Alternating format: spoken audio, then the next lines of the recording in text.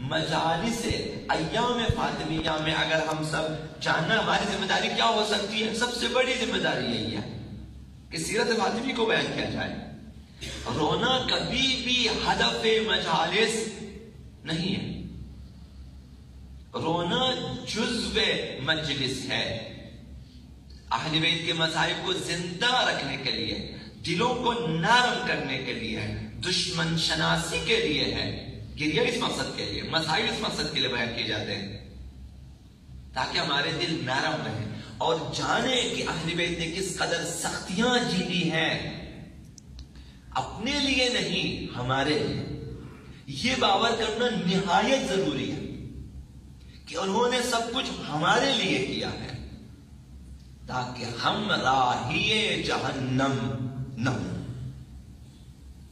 تاکہ ہم جنت کی راہ پہ چلیں، تاکہ ہم عذاب الہی سے نجات حاصل کریں۔ سب اس لیے تھا۔ نظام خلافت الہیہ اسی مقصد کے لیے ہے۔ قیام اہل بیت یک بیک اسی ہدف کے لیے ہے۔ سب نے قیام کیا ہے اپنے دور میں، کسی نے بھی خاموشی اختیار نہیں کی ہے، مگر قیام کی کیفیتیں مختلف ہیں، مختلف انداز میں قیام کیا ہے۔ صلح امام حسن بھی قیام ہے، جنگ حسین ابن علی بھی قیام ہے، اسیری زینب سجاد علیہ السلام بھی قیام ہے دین کے لیے، اور راز و نیاز آقا امام سجاد علیہ السلام، دعاهای آقا امام سجاد علیہ السلام، یہ بھی قیام ہے، اور درس و تدریس آقا امام صادق، آقا امام باقر قیام ہے۔ سب نے قیام کیا ہے دین کے لیے اور خلافت کے لیے، حکومت الہیہ کے لیے۔ ان سب نے امامت کی ہے، کس لیے کی ہے؟ تاکہ بشر ہدایت پائے اور راہی جہنم نہ ہو اور شاہراہ جنت پہ چلے اور ابدی زندگی کی طرف چلے اور اخروی زندگی میں کامیاب ہو جائے۔ ہماری نجات کے لیے ہر ایک فرد اہل بیت منجی ہے ہمارے لیے، سب نے ہماری نجات کے لیے کام کیا۔ تو مصائب اہل بیت بیان کرنے کا مقصد یہ ہے کہ دیکھیں ہمیں نجات دلانے کے لیے اہل بیت اطہار نے کس قدر مسائب جھیلے ہیں تاکہ ہمارے دل نرم ہو جائے، پھر ان کی طرف مائل ہو جائے۔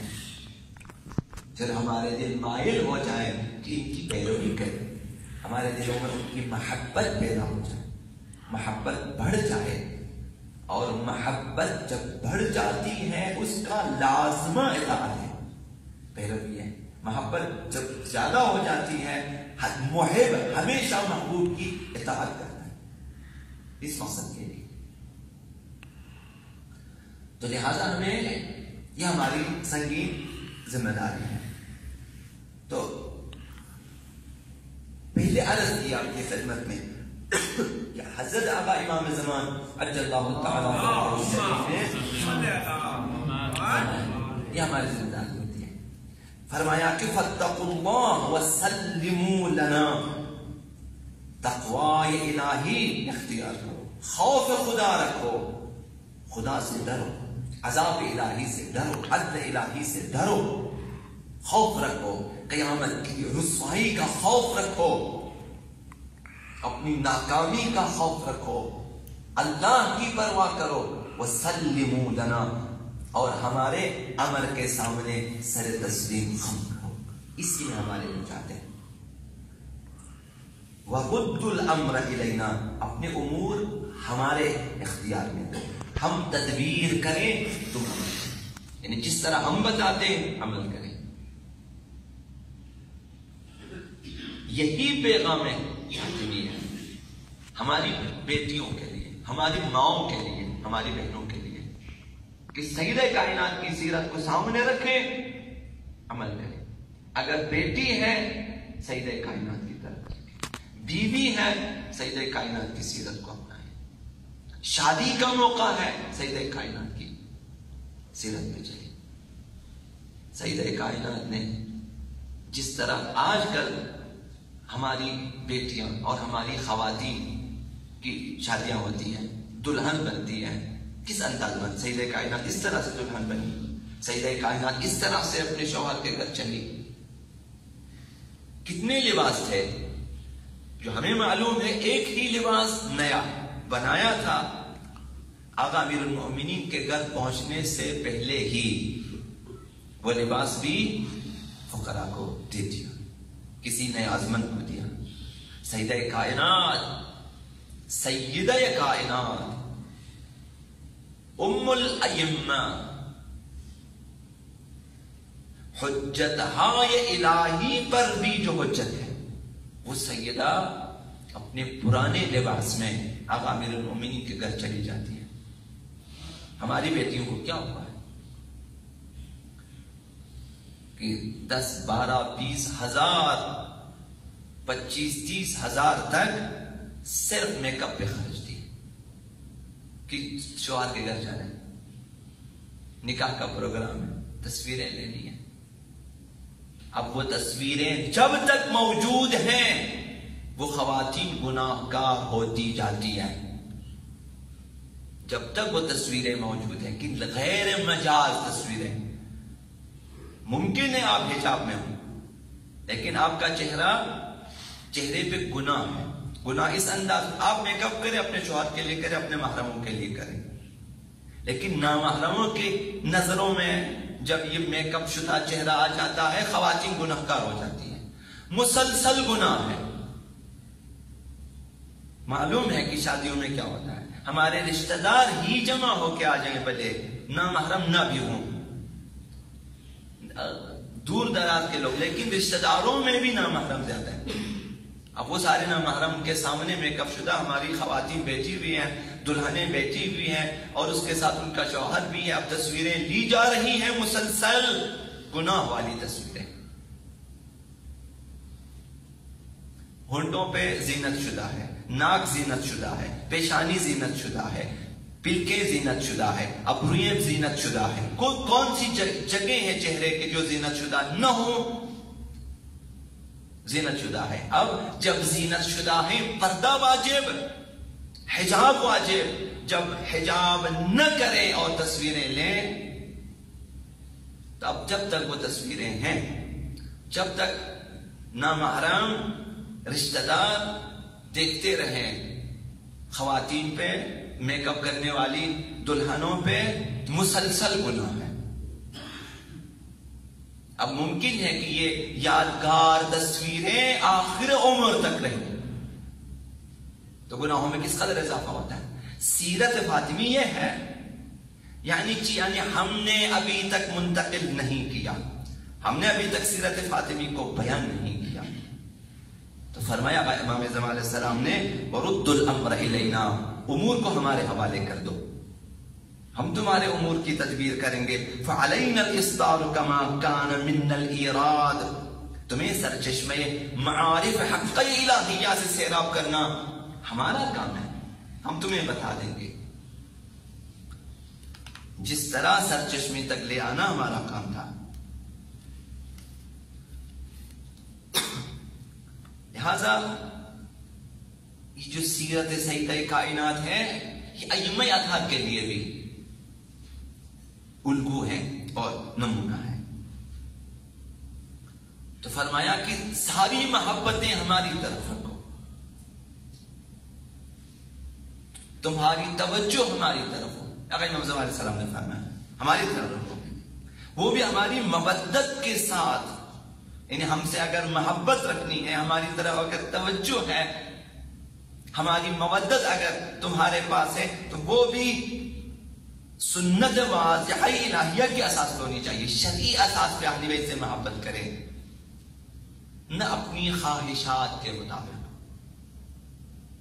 اہل بیت سے مودت رکھنا اس طرح سے کہ مجالس میں روئیں گے، مجالس کے بعد اہل بیت کی سیرت کو پایمال کر دیں گے.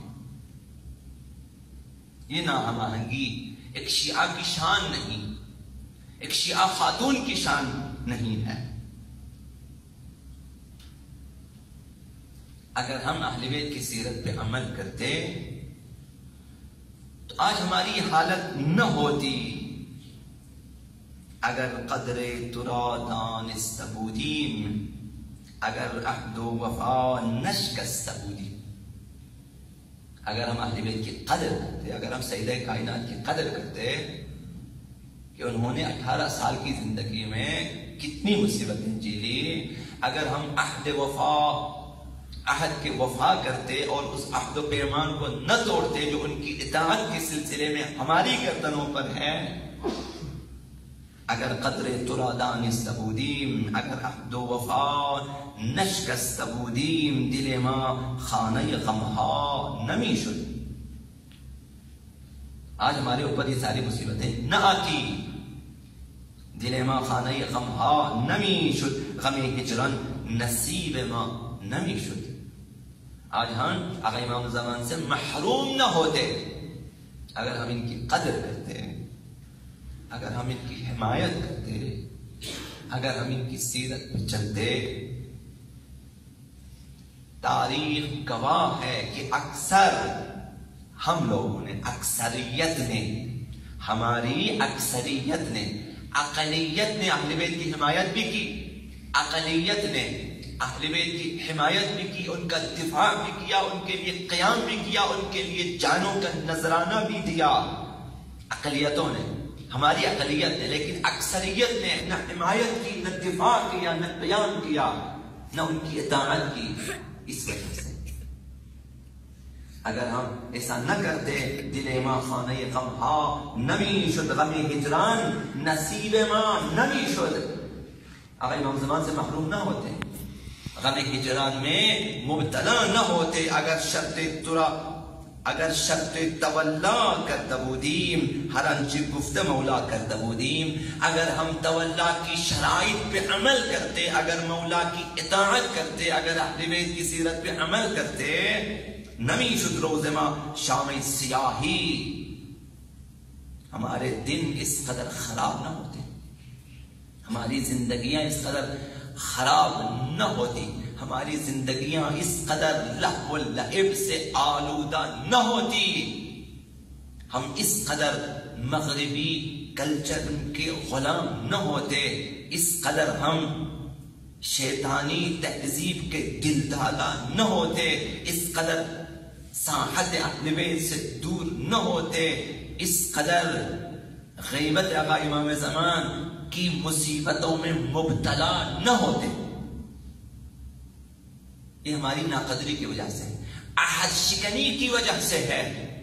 اگر شرط تولا کرده بودیم، ہر آنچه گفت مولا کرده بودیم، نمی شد روز ما شام سیاہی، نمی شد قسمت ما ان جدائی. آج ہم اپنے امام سے محروم نہ ہوتے، آج ہم اس فرزند زہرا کے سامنے ہوتے، آج ہم ان کے ساتھ گھل مل چکے ہوتے، وہ ہمارے پاس ہوتے، ہم ان کے پاس ہوتے. آج ہمیں فریاد کرنے کی ضرورت نہ پڑتی، متا ترانا و نرا، کہ مولا کب آپ ہمیں دیکھیں گے روبرو، کب ہم آپ کے روبرو ہوں گے کہ آپ کو دیکھیں. متا ترانا و نرا،